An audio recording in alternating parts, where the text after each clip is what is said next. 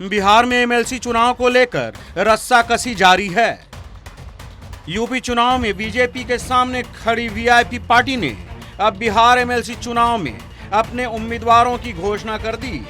मुकेश सहनी की ये घोषणा नए समीकरण की ओर इशारा कर रही है, क्योंकि वीआईपी ने जिन 7 सीटों पर उम्मीदवारों की घोषणा की है वहां ज्यादातर बीजेपी के उम्मीदवार हैं, जबकि जिन 15 सीटों पर एनडीए को समर्थन किया है उन सीटों पर जेडीयू के उम्मीदवार हैं। ये महज एक संयोग नहीं हो सकता। हालांकि राजनीतिक पार्टियों के अंदर खाने क्या खिचड़ी पक रही है, अभी ये कहना जल्दबाजी होगी। दरअसल बिहार विधान परिषद चुनाव को लेकर सभी सियासी पार्टियों ने तैयारियां तेज कर दी है। बीजेपी, आरजेडी, जेडीयू के बाद अब एनडीए में शामिल विकासशील इंसान पार्टी ने भी उम्मीदवारों के नाम का ऐलान कर दिया है। मुकेश सहनी की पार्टी ने विधान परिषद चुनाव में 7 उम्मीदवारों को उतारा है। इसके साथ ही एनडीए के 15 उम्मीदवारों के समर्थन का भी ऐलान पार्टी की ओर से किया गया। मुकेश सहनी की पार्टी ने विधान परिषद चुनाव को लेकर जिन 7 सीटों पर उम्मीदवार उतारे हैं उनमें समस्तीपुर से आदर्श कुमार, सारण से बाल मुकुंद चौहान का नाम शामिल है।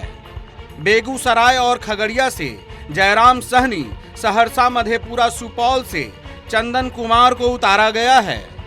रोहतास और कैमूर से गोविंद बिंद, पूर्णिया, अररिया, किशनगंज से श्यामानंदन सिंह को उम्मीदवार बनाया गया है। दरभंगा सीट से वीआईपी ने वैद्यनाथ सहनी को टिकट दिया है।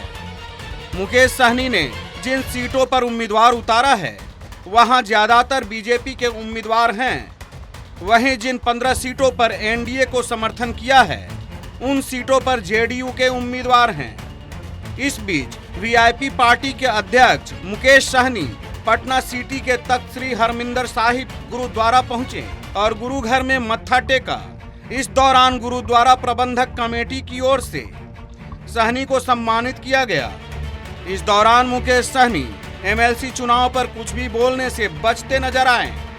उन्होंने कहा कि गुरु घर में गुरु का दर्शन कर आशीर्वाद प्राप्त करने आए थे। गुरु के नगरी में हमेशा हम आते हैं, समय मिलता है।